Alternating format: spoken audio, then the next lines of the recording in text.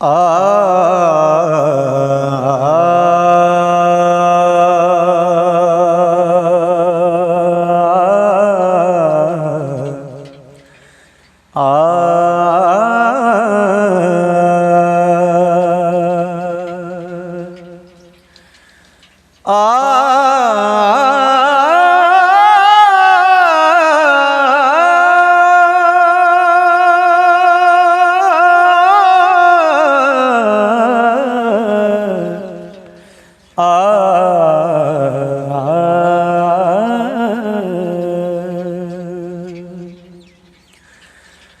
नाथ आखदा जोगदा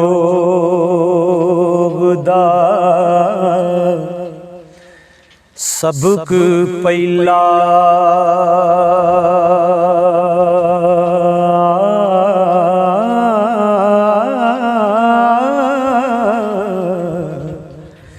करना मार के दईदा नास जटा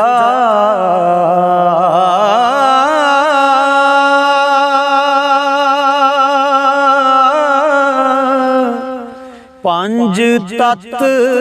सारे वखो वख करने हो इको तत्त दा रखना पास जटा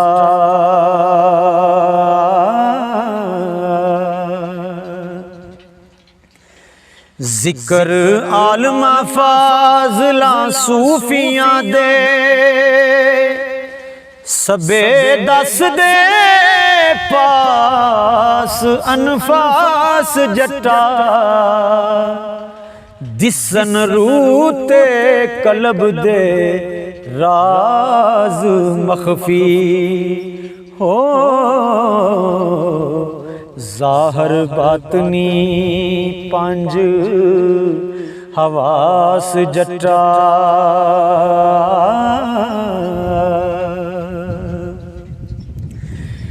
छड़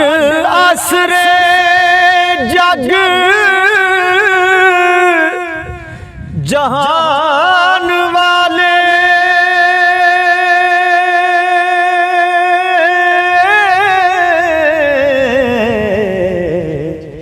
इको रब दी रखनी आस जटा वारस शाए जिंदगी कूड़ दिए हो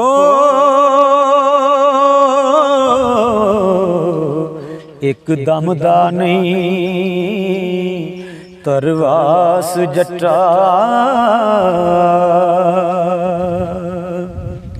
ये बाल नाथ दी रांझे नूं नसीहत है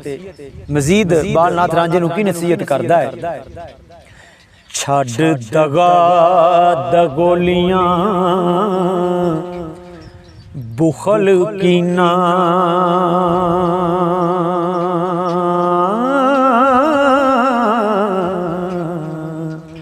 हो के हिरस हवा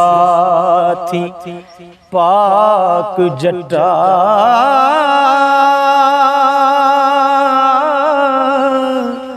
ना तू अग रवे ना तू रवे पानी हो ना तू रवे हवा ना खाक जटा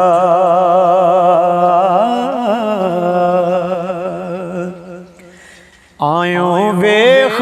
तू हाल सिर बंदियां दे नाले ख्वेश कबीलड़ा साक जटा 14 तबक चकूट दी सैर करके वेख जात खुदा दी पाक जटा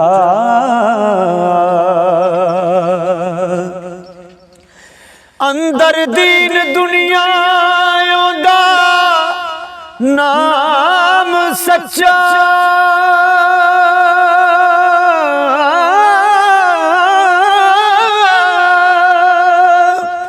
सारा नूर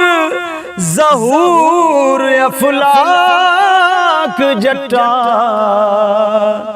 वारस शाता अपना आप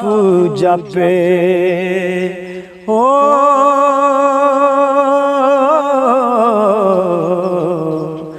जदों करें शरीर हलाक जट्टा